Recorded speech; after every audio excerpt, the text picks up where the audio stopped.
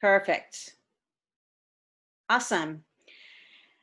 Hi, guys. So, as some of you may or may not know me, my name is Julie, and I am in Canada. And I'm the owner, I'm a photographer, but I'm also the owner and creator of Stock by Jules, a stock photo membership for female entrepreneurs in their 40s and beyond.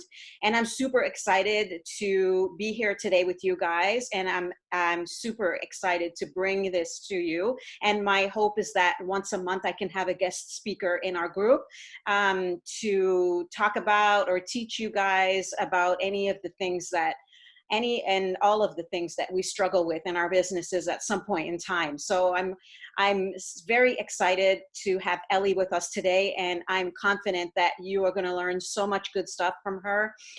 So I'm going to read her little bio that she sent to me, because I don't want to miss anything, and I want to make sure that I get it right. This is like live workshop, and it doesn't have to be perfect, so I'm going to read from my notes. So I am pleased to introduce to you Elli Runkles, and I've known Elli now for a couple of years, and I found Elli through a summit that I joined. Hold on, I'm just going to make sure that if anybody's trying to hop in, I'll let them in at the same time. So yeah, so Elli and I found her at a summit that I joined, and that's super powerful, guys, because I want you to know that it's not the moment that someone finds you in your business that they may hire you, but it's just building community of people who may hire you in the future. Because I followed Elli, and I was getting her emails, and I think it was before Christmas, I actually hired Elli to write some copy for me. And then I also took her course content to conversion. Is that it, Elli? Content to conversion? Yeah, okay. And Elli's an incredible human being. She's so amazing at what she does, and I've learned so much from her.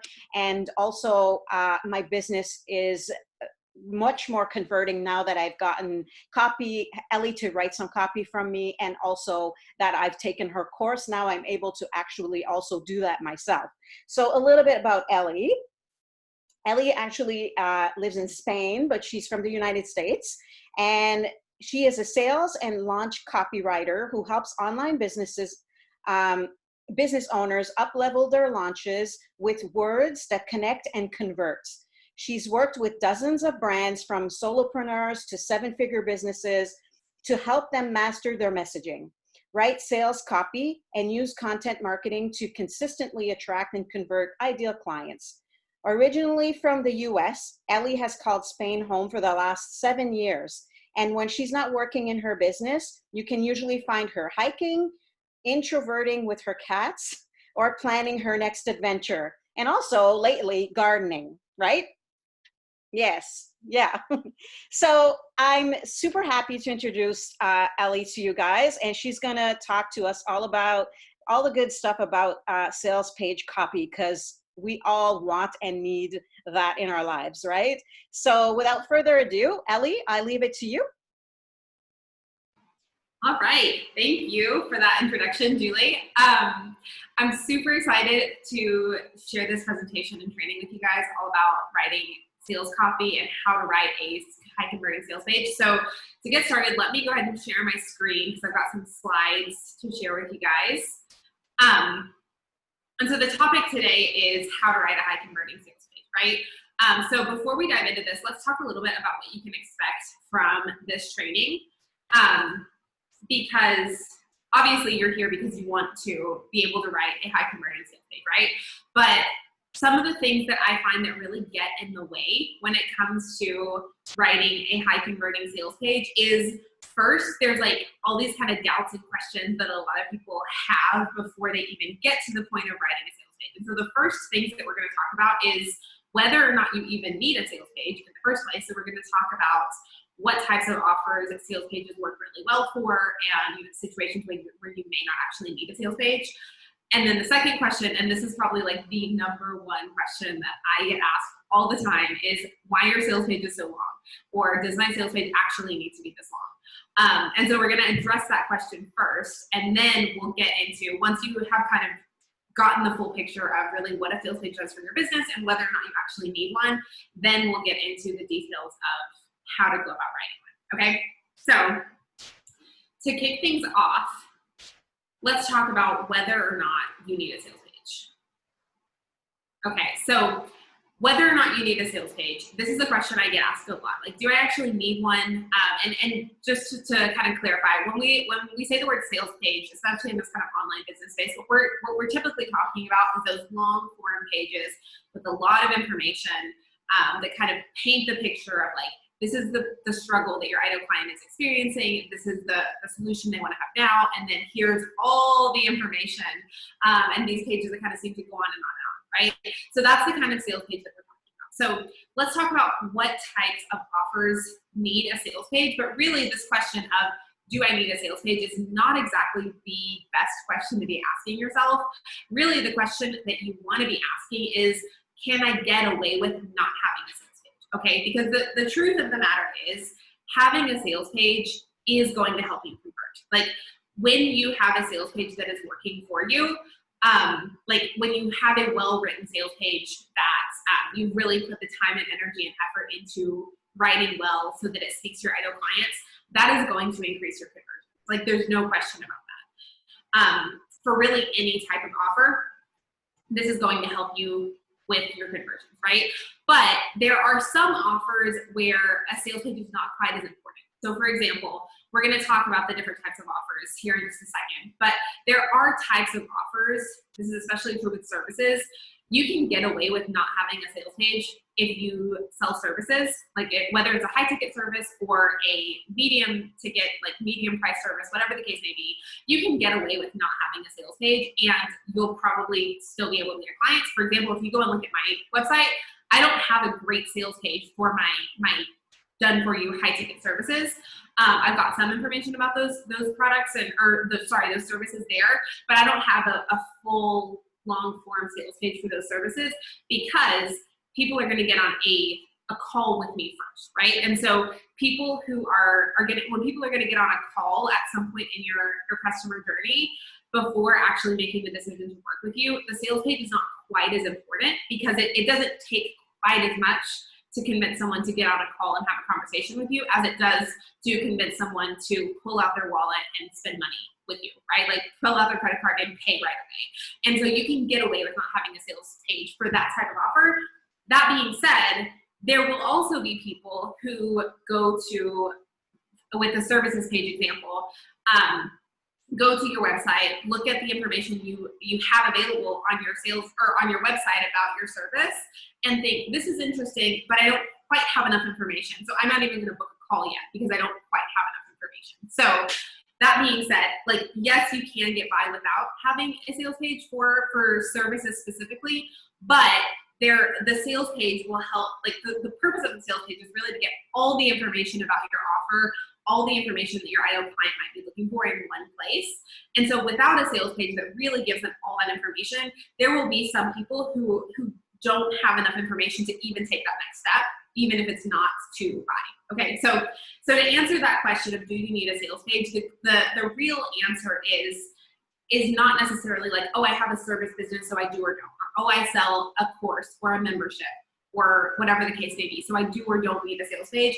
Really what to think about is like how you feel about this offer. For example, I've kind of pivoted my business recently, and so my services have changed recently. And so that's the reason that I don't yet have a sales page, like a full sales page that gets all the information about these offers all in one place on my website, is because I've pivoted, as I mentioned recently, into offering some different services. And so I am still kind of ironing out the kinks and figuring out what works and what doesn't, what I love about the service, what results my clients really, like what results my clients are getting from the service. And so as I refine that information, I'm gathering data that I will then use to write a sales page for these services. But if you have a newer service that you're not quite sure that you love all the details of, that you love the exact process that your clients go through and you think you might make changes, it might make sense to hold off a little bit on writing the long-form sales page, because it is a project, right? Like it does take time. And so you don't want to spend all this time writing a sales page for an offer that then is going to change, and you're going to have to like go through and tweak the whole thing again. So if you have a brand new offer that may be changing sometime soon, you may want to hold off on writing a sales page. But once you have an offer, whether it's product, service, whatever the case may be, that you know is going to be around for a while and you feel good about the offer itself, you need a sales page for it. Like having the sales page is going to really help to convert. So I've got an example here of like, these are kind of the offers where a sales page is essential versus where it's beneficial. So if you sell any kind of online course, membership, digital product, group program, anything really where people are going to purchase without necessarily speaking to you, like getting on a call with you, the sales page is like super important, right? Now, when it comes to other areas, if you, for example, if you sell services, and I've given lots of examples here, so I'm not going to go into too much detail there, but if you sell services and someone gets on a call with you first, you may not need a sales page. Like it's beneficial, right? It's really beneficial to have a sales page that gives all that information in one place, but it's not like 100% necessary. Like you can get away with not having one for a service. Also for e-commerce shops. So for example, if you're selling physical products, this is not my wheelhouse. I can't really give you a lot of information about how to sell physical products online, but if you have a physical product shop, you probably don't need a sales page. I'll get into why here in just a second. And then if you have a digital product shop where you sell products like that are available all the time, you may not necessarily need a sales page. And I've got an asterisk there because it kind of depends on what you're selling. So I'm going to use Julie as an example because I know she's got the membership, which absolutely needs a sales page, and she does have a sales page, which is great. But I know Julie also has some other products on her website as well. And in Julie's case, she really does need a sales page for each of the different products because there's a wide variety of the types of products that she offers and the benefits and value that people are going to get from each of those different offerings that she has. But for example, let's say, just as an example, a website WordPress theme shop or something like that, where like everything in your shop is pretty much the same. Like there may be different styles of WordPress themes, there may be different styles of things that are available, and so you know, each individual product may be a little bit different from the next, but as a general rule, like all the products are pretty much the same. And so you probably need a page on your website that's explaining the benefits of having one of their WordPress themes as a whole, and kind of explaining that information that really applies to all of their offers. But as long as you have that information, you don't need to write a full long form sales page for every single individual product. You can just kind of give the basic product details and then direct people to another page. It's like, here's all the details about all the products, right? Or information that applies to all the products somewhere else on your site. So that's kind of a quick overview of who needs a sales page and who doesn't. I can't remember if we mentioned this at the beginning, but if you have any questions at all as we're going through this training, I think Julie is keeping track of that. So please leave any questions that you have as they come up as we're going through the training, and then we'll have time for a Q&A at the end. So if you're confused at all about this, be sure to leave it in the chat, and we will cover that as we go through the training.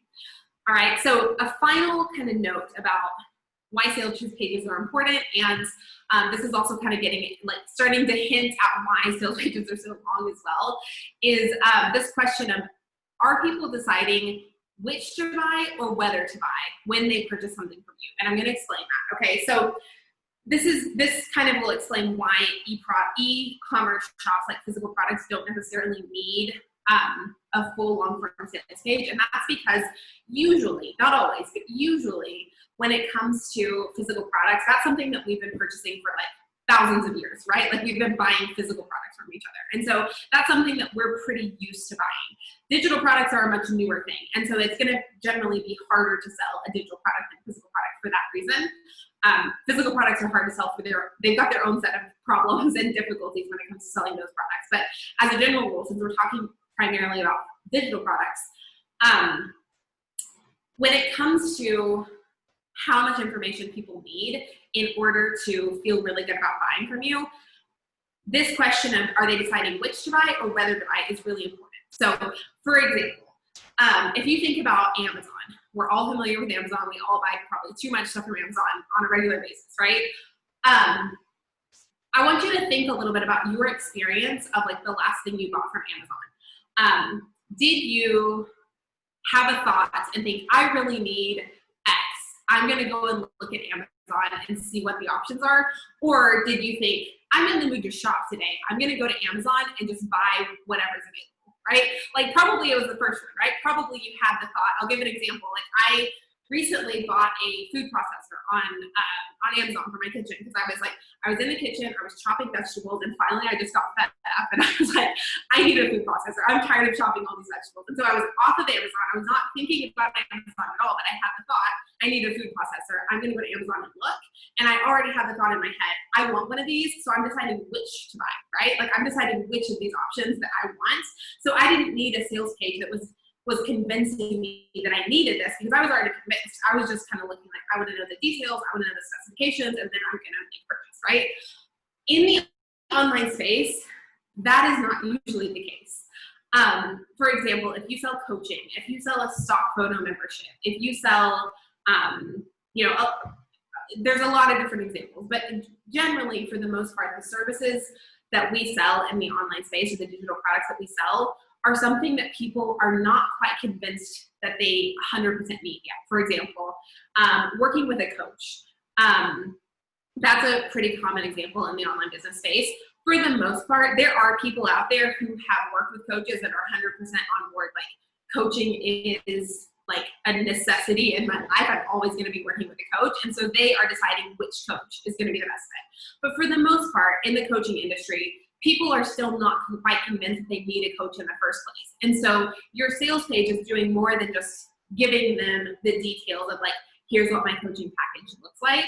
It's also trying to convince them whether or not to buy in the first place. And so a lot more information is going to be needed in order to do that. So that's kind of the thinking there. And again, if there's any confusion around that or you have questions, please leave them in the comments and we will get to those. But this question here of which to buy or whether to buy, think about that for your people. So think about whatever it is that you sell. Are your people deciding, they're sold on the fact that I want this particular product or service, so I'm going to go out and find which one I'm going to buy? Or are they thinking, I'm interested in this topic, I may want to buy something, but I'm not quite convinced that I'm going to buy something or not. So think about which of those applies, because if you're in that whether category where people are deciding whether or not they're interested in buying, you're going to need a lot more information in order to convince them to do that, okay? So does my sales page really need to be this long? Yes, especially if you fit into that whether category. If people are deciding whether or not to buy, people need a lot of information in order to get that. And so, a lot of the objections that I hear around why sales pages are so long is people are worried that, like, people ask themselves as they're going through the sales page writing process, like, is anybody even going to read this? Like, let us know in the comments if you've ever asked yourself that. Have you ever been writing a sales page and been like, is anybody even going to read this? Like, what is the point of this page, right? And I think that's natural. That's something that, like, we all do. But the idea is I want to kind of reframe the way you think about your sales page as not something that's like a one-time experience where someone is going to come to the page and read the entire page, like word by word from top to bottom. Like, that's not the experience. Like, I think to illustrate this, a good way to think about this is like, think about a product that you have considered purchasing before online. For a lot of us, our first tendency is to scroll through all that text, scroll through everything. Like, I'm not going to read all of this. I'm just going to scroll through. I just want to know the price, right? Or I just want to know the details of what's included, right? That's what we do. That's our natural tendency. But that doesn't mean that the rest of the text on the page isn't important. The rest of that, the idea with this is that, yes, there will absolutely be people that do that. And honestly, like, I do that. Even with products that I end up buying, I do that. I scroll down, I look and see, okay, what's the price? What are the features? Like, what are the details? Is this something I'm actually interested in? And then I'll scroll up and then actually read to get more information once I've decided that I am interested in this offer, right? Not everybody reads the sales pages in the exact same way, but that's kind of a typical behavior. So a few things to think about with why is the sales page so long, a few things to think about is one, different people are motivated to buy different things. And so let's assume that everybody's going to take that same approach of scrolling through, seeing what's the price, what are the features. Not everybody's going to do that, but that's kind of like a cynical way of thinking about it, right? We assume that everybody's going to do that.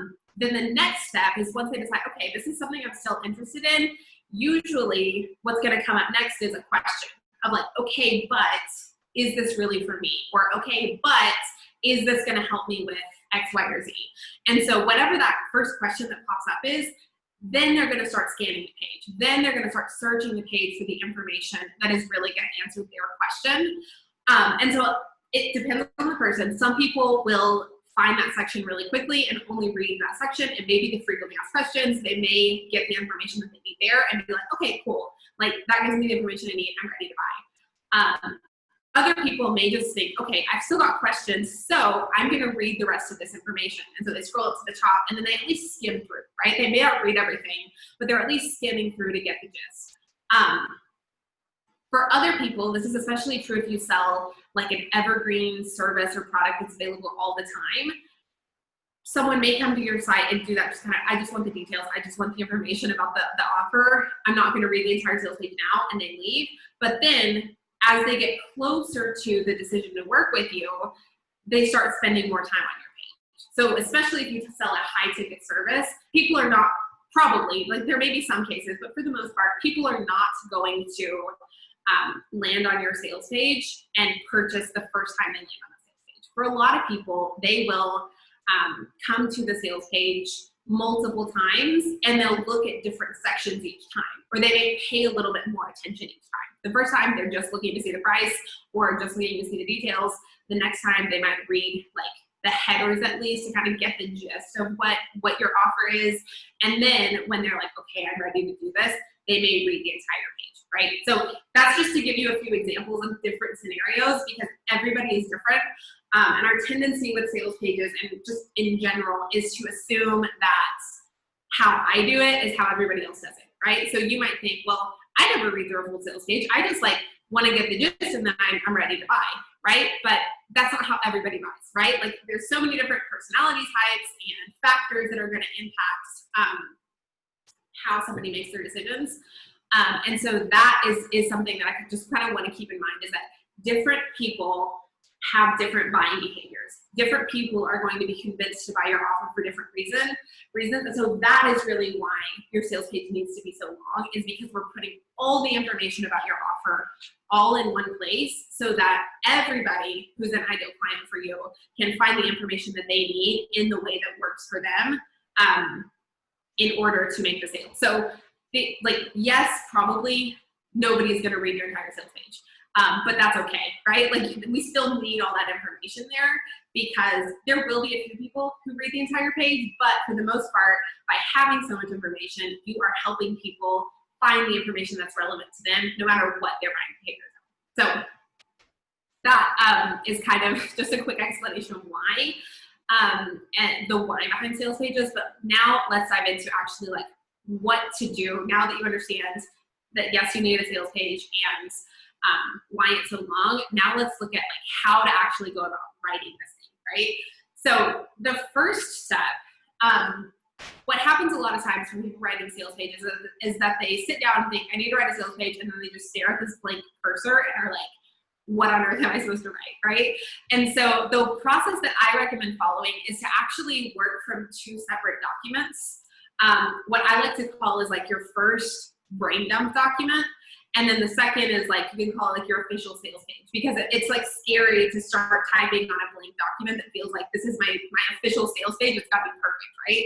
And it's just not going to come out perfect. Especially like if you think about on most sales pages, the first thing you see is like a tagline that gives like one sentence that really describes the benefits of the offer. And that's hard to write. Like that is hard to summarize all the benefits and all the reasons why someone should buy your offer in one sentence. So that I actually recommend writing that last, right? Because by the end of this process, you will have a much better idea of what those benefits are and how this offer really helps your ideal clients. And so what I recommend is going through a different process that doesn't put like where you're not writing the page in the same order that someone's going to read it, because that is hard. Like that is a lot of pressure on yourself, because those first words are the most important, and you usually can't write those most important words until you've kind of gone through the whole process, right? So the first step is to gather your information and do a brain dump. And so I've bulleted out, I think there's like 9 or 10 different like categories here that you're going to want to pay attention to. And what I recommend is having a brain dump document that kind of organizing your brain dump a little bit. So like, for example, you can take this document and write like ideal client as like the header, and then just brain dump everything that comes to mind when you think about, okay, who's the ideal client for this offer? Like what is, like who is really going to get the most benefit out of this offer? And just kind of write whatever comes to mind when it comes to like who's the ideal client, who's going to get the most value out of this offer. Then the same thing with your, what I call empathy points. You've probably heard them called pain points or the problem that your offer solves. I like to think of these as empathy points, because really this section is mainly about showing your ideal client that you get it, like that you understand what their situation is like before working with you. You understand the problem that they're experiencing, and you can kind of put yourself in their shoes. So if you want to make like empathy points, one of the bullet, like the headers in your brain dump, and then just brain dump all the things, like what is my ideal client experiencing now? What problems are showing up for them? Like what is she struggling with? What thoughts are running through her mind? And just brain dump it all. Like write down anything that comes to mind. It can be messy. You don't need to worry about like where or how this is going to fit on the sales page at this point. It's just about getting the ideas out, right? And so you'll go through each of these different points. And like I said, I recommend kind of organizing your brain dump, so it's not just like, here's all the things about my offer, but it's like, okay, here's who the ideal client is, here are the empathy points. Next, here are the possibilities. And this is like what life looks like after working with your offer. Like, what does your offer make possible for them? So think about things like, what kind of transformation are they going to experience? Like, what is the desire? What are they really hoping to get when they sign up for your offer? So thinking about those things and just brain dumping out all the information, and then you'll go through each of these. So the offer details, this is like what you might think of as features. So like how many calls are included, or how many spreadsheets are included, or what types of trainings are included, whatever the case may be, just the details of like what all is included in your offer. The benefits, so benefits and possibilities really relate to each other. The possibility is really more like what your ideal client is thinking and dreaming about and desires before working with you or purchasing your offer. The benefits is tying that possibility back to your offer. So that's explaining how your offer creates those possibilities for people. So for example, I'm trying to think of an example. Let's use Julie's stock photo membership as an example. The possibility, what her people might be dreaming about is, I want to feel confident posting on social media. Like I know I need to be on social media, but I don't feel great about, like, I don't really have any photos of myself that I love. I want to have some like visual stuff to share, but I don't know what that's going to be. And so the outcome would be like, I have content that I feel great about sharing on social media. So then she can make a benefit of her photos in her stock membership is, you'll always have the photo that you need. You're never going to have to scour the internet looking for a photo that fits what you're trying to share, or you're never going to hold yourself back from posting on social media because you'll have pretty images to put with it. So that's an example of how the possibilities and the benefits really like connect to each other. But it's like talking about those possibilities in the context of your offer. So again, just brain dump all that information. Then the framework or steps. So this is especially true with a service or with a course, like a bigger course, people want to know the how. Like people want to know how they are getting these results.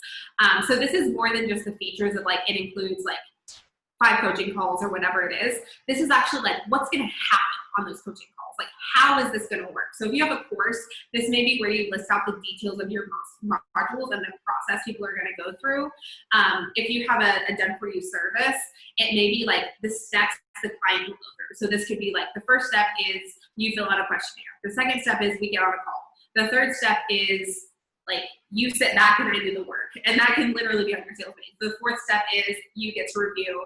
The fifth step is like you get to celebrate and launch or whatever. But people like to see the process they're going to go through. So just think through that. Again, this is just a brain dump. Get the ideas out. Like what is your framework, right? So that is the like the next piece. Then the next section you want to think about, and again, we're just brain dumping here, is the opportunity cost. And what I mean by opportunity cost is what are people missing by not using your offer? So, for example, I'm going to use Julie's business again. If not having pretty photos to post online is keeping them from showing up on social media, like their business is not growing as much as it could be. They're missing out on clients. They're missing out on sales because they're holding themselves back and they're not showing up as much as they would be if they had Julie's offer, right? And so, you know, in Julie's case, because she has a membership that's available all the time, there's no like scarcity or urgency, like the doors are only open until Friday, you have to join now. And so like, but there needs to be something like that. There needs to be some reason for people to buy now. So I'm sure you've seen in this online space, there's a lot of that kind of false urgency where it's like, I decided I'm going to close the doors on Friday so that I can create urgency, right? That can work. It does work. Like a lot of people use that strategy and it works. But if you don't follow that kind of model, you can still create urgency by reminding people like, this is why you need to sign up now, because you're missing out on opportunities. You're losing out on opportunities by not having this offer. Then finally, your testimonials. I recommend at this stage just kind of gathering the testimonials that you have that you think are relevant for the offer. It doesn't necessarily have to be testimonials from people who have used the specific offer that you're selling, especially if it's a brand new offer that you don't have any testimonials for. You can use past testimonials from other things. So for example, like my course Content to Conversion that Julie mentioned earlier, when I first launched that, I didn't have any testimonials because nobody had gone through that course. But the stuff that I was helping people accomplish, feeling confident in their copy and having a plan for using content marketing in their business, I had done that with tons of one-on-one clients. And so I had people who had gotten the same results that the course was promising, even though they hadn't gone through that exact same, the course itself, they followed that same process by working with me. And so you probably, even if you're selling a brand new offer, you probably have some testimonials that are relevant to that offer, even if they're not directly speaking about the offer. So that's all I'll say about testimonials there.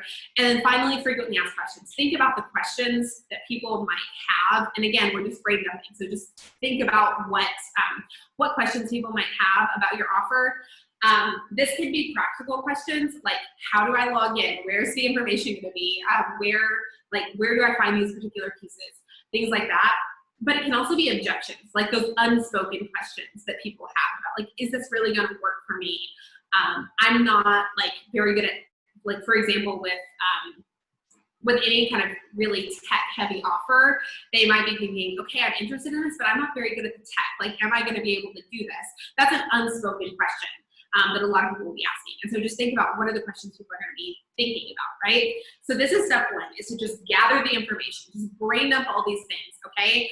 And then once you've done that, we can move on to step two, which is to then like organize this information on the sales page, okay? So these 10 like points that I have here for you guys are really like the 10 sections of a sales page that you're gonna wanna include. And so what I recommend is take your brain dump document and then start moving that information over to the sales page. And you can do this in any order. Like if you, for example, are like, okay, I have no idea what my empathy points are gonna be, or like I'm feeling a little unclear on like how to take my brain dump and turn that into something like cohesive to write on the sales page about like the empathy points and like putting myself in their shoes and showing them that I understand what they're experiencing now, skip that section for now. If you are like, okay, that section feels a little bit scary to write right now, but I feel really confident writing out the bullet points of like the features of my offer, or like writing out the steps and framework, start there. And then just like, you can start at step 5, like section 5, and write the second half of your sales page first. That's actually kind of what I recommend, because that tends to be the easiest piece to write. And then come back to the top and start thinking about, okay, what are the possibilities? What are the possibilities that my offer creates for my people? And using your brain dump document as a reference, just kind of pulling the nuggets out of that really are speaking to your ideal client in the best way. and pulling that over onto your sales page.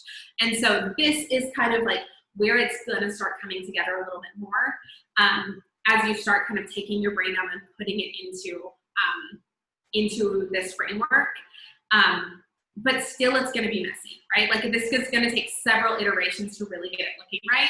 And so I want to go through these 10 sections. Some of these we've already talked about, but there are a few that weren't explicitly mentioned in the brain dump slide, so I want to go over what these are. So the first one is the above the fold section.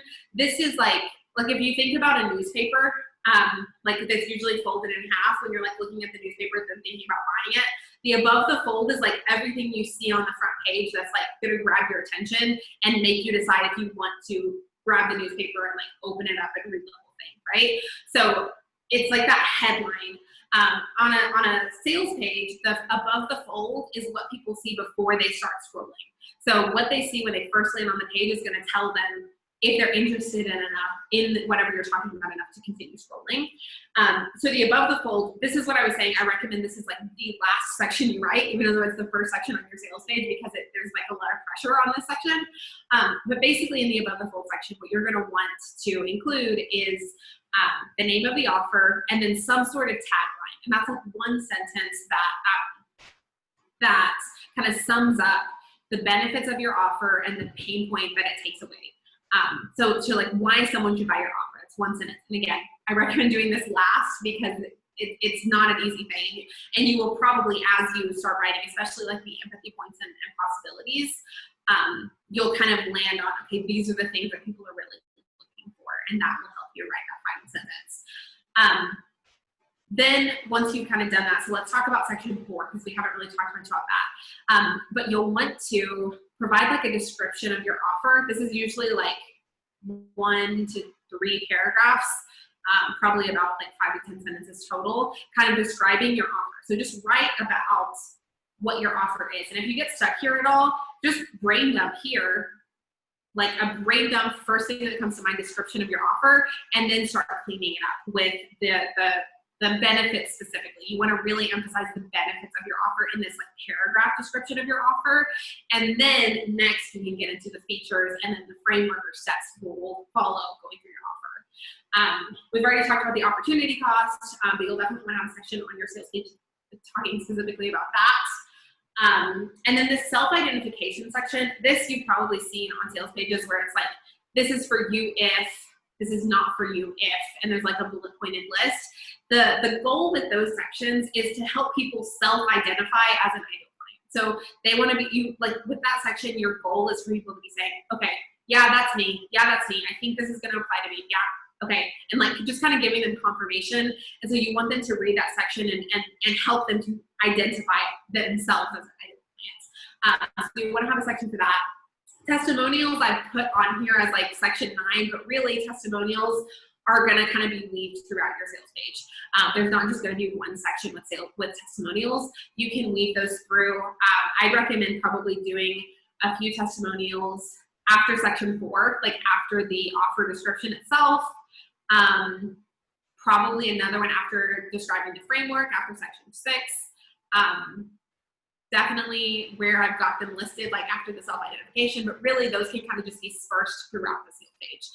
And really the more the better with sales page. You kind of can't overdo it with testimonials. Even if it feels like it, even if you know nobody's gonna actually read every single one of these testimonials, it kind of gives people peace of mind to see that they're there. Even if they're not gonna read them, it gives people peace of mind to see, okay, she's worked with a lot of people, right? Like she's worked with enough people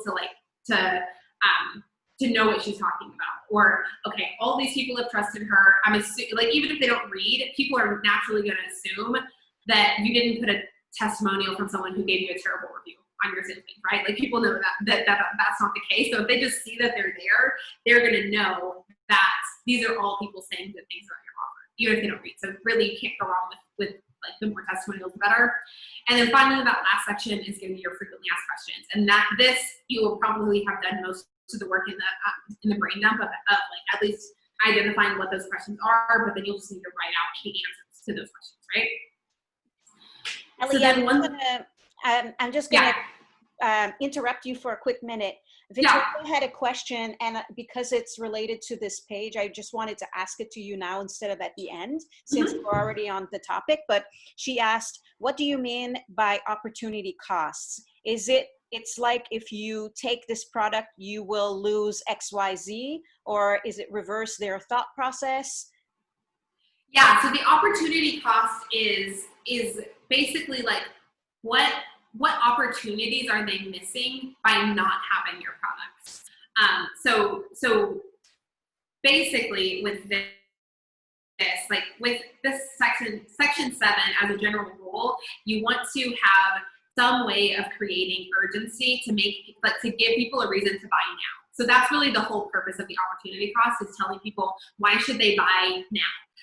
And that can be, like I mentioned earlier, it can be because the doors are closing on Friday and so you have to buy, or you're not going to have an opportunity again. If that doesn't apply to your offer, then you're going to have to give them another reason why now is the time to buy.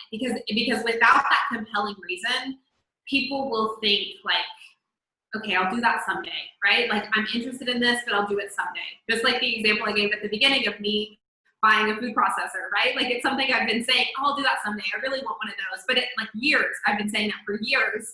And now finally I did go ahead and buy it. But like, without that reason, without a compelling reason why now is the time to buy it, your people will keep saying, oh, I'll buy that someday. Like, I'm interested in this, but I'll buy it someday. So the opportunity cost is explaining, what are you missing out on by not having this product or service now?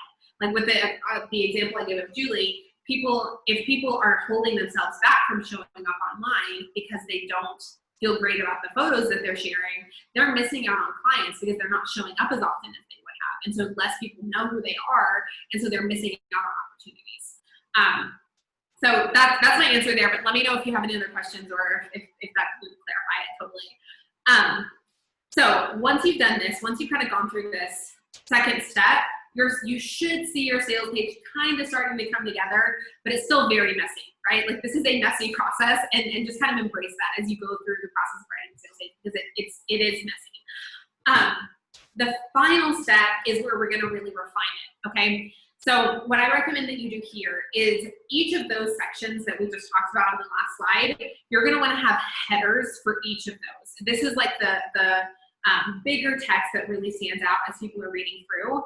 What I recommend is not just writing your headers as breaks in the page for design purposes, because they do serve that purpose for design, but really the idea here is you want your headers to help people get the gist of your offer if all they read is the headers. So there may be a little bit of a disconnect when somebody reads the header and then starts reading the paragraph, and that's okay, because really your headers are written for people who are going to read header 1 and then they're going to read header 2, not people who are going to read header 1 and then paragraph 1 and then header 2 and then paragraph 2. Really, you're writing it for people who are only reading the headers.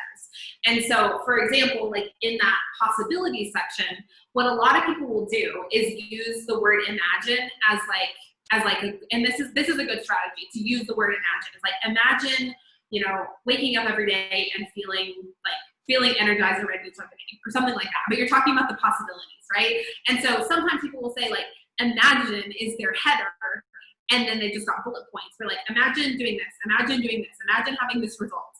That like in itself is not a terrible idea, but you don't want imagine to just be your header, right? Like, you want to have, like, if you look at those imagine, like, and you've got 4 bullet points, your header should be imagine and then finish that sentence. Like, that kind of really sums up the most important pieces of those 4 bullet points that you had. And then for the people who want to read through the whole page, they'll read those 4 bullet points. But for the most part, people are just going to read that header. So as you go through and write your headers, what I recommend is reading through your paragraphs and then deciding, okay, what is like the core message that I'm sending through this paragraph or these multiple paragraphs, and then how can I summarize that in 1 sentence? And that's how I recommend going about your headers. Once you've done that, you're also going to want to add in calls to action. These are like the buttons where people can purchase your offer, and you're going to want to have multiple calls to action throughout your sales page. Again, because like we talked about, people are going to be motivated to buy for different reasons. And not everyone's going to read your entire sales page. Most people will be jumping around and reading the sections that apply to them. And so you want them to be able to read the section that applies to them and then click the button right away. You don't want them to have to be scrolling all through the page to find those buttons. And so I recommend having at least 3 call to action buttons, but really like up to 5, depending on the length of your sales page, would probably work. But you're going to want to disperse those buttons. They'll all be linking to the same place. So it may be like if your call to action is to book a call, they're all going to link to your call scheduler, right? And people will be taken to the same place no matter which of those buttons they click on, but you want to give people multiple options. So if it's a checkout page, they'll all link to that same checkout page, but they can do that at different points on the page. Then the tagline, we've talked about that a lot through this training, that this is kind of like one sentence that sums up the benefits of your offer and why someone should purchase. This is probably going to be the last thing that you write. And then finally, you're going to need to do final read through, and I put an S on the end of that because you may need to do this a few times. What I find really helps is to read out loud. This helps you to catch mistakes, and it also helps you to see how it's going to read for the person that's hearing it.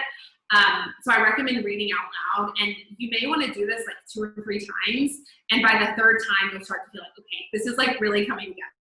This is working.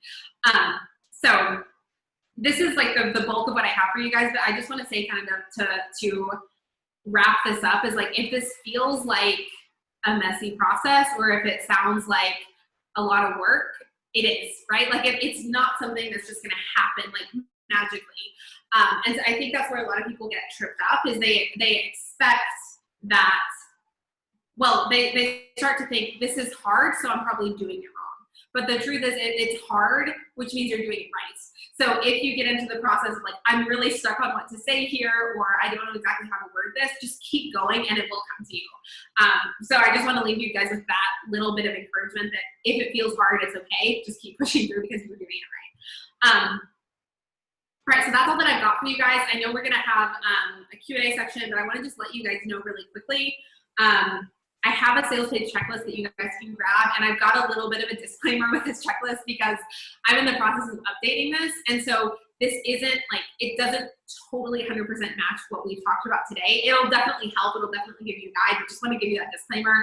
This is in the process of being updated, so if you download this checklist, you'll get an updated version soon because it's in the process of being updated. But that'll also put you on my email list where you'll get updates about more sales page trainings and sales page tips and advice and things like that if you're interested in that. And then also, I know you're not supposed to have 2 calls to action, but I've got 2 calls to action for you guys today. If you are interested in more trainings like this, I have a free Facebook group where I do training similar to, well, not exactly like this. I do Facebook Lives where we talk about similar topics every single week. So if you're interested, I'd love for you guys to join me over there as well. And that's all I've got for you guys. So I think now we can move over to the Q&A. If anybody's got questions. I've tallied up a couple of questions, but thank you so much, Elli. My God, this information is priceless, really. And I'm actually in the process of creating a sales page myself, using what I've learned from you and following this exact process.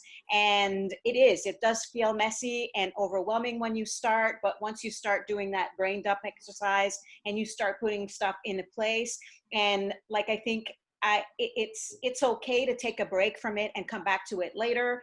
And like, that's just part of the messy that we're going to go through in creating our sales page. So I think that it's important to know that, you know, whether it's the first time or the second or third time that you're creating sales pages, it's always going to feel the same, like messy and overwhelming. But if you keep at it and just like take little breaks from it and come back.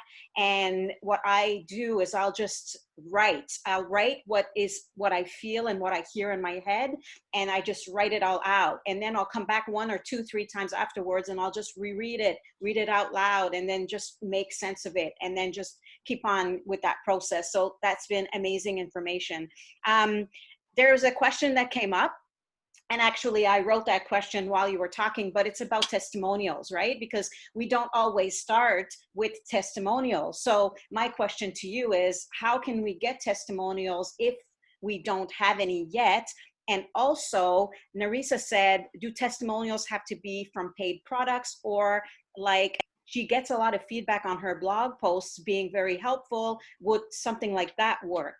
And she hasn't solicited for testimonials yet from the couple of other things she sold. So she's trying to think of what she could put on her sales page that she's working on now. And I'm in the same place too, where I am creating a sales page for something new that I'm launching. So I don't necessarily have testimonials yet. So how do we go about getting testimonials in this scenario?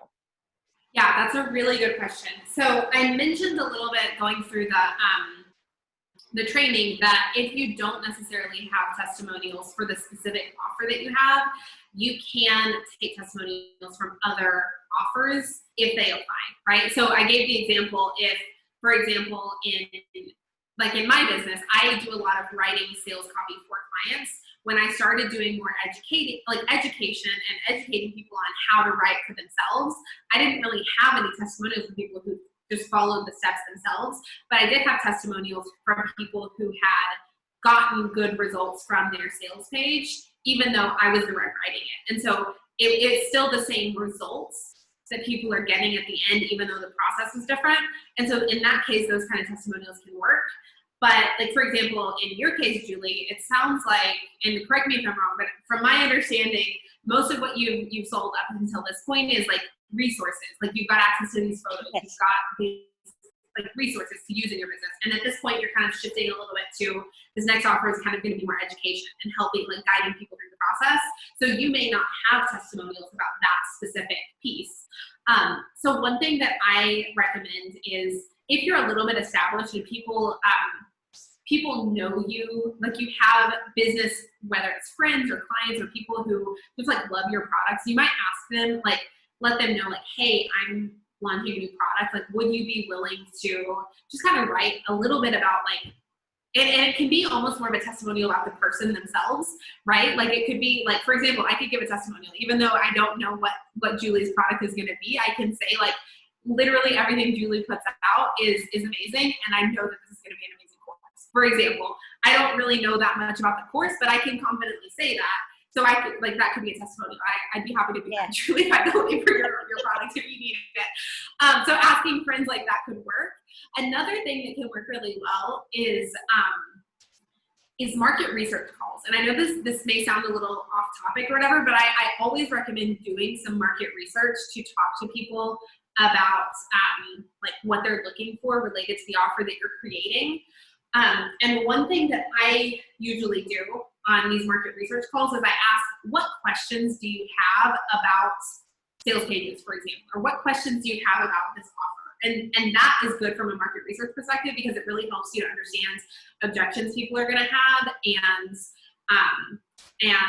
help you to understand like what things you need to address on your sales page. But also, especially if you're doing calls, not just like sending out a survey, but if you're actually getting on market research calls, you then have an opportunity to answer whatever questions they give you.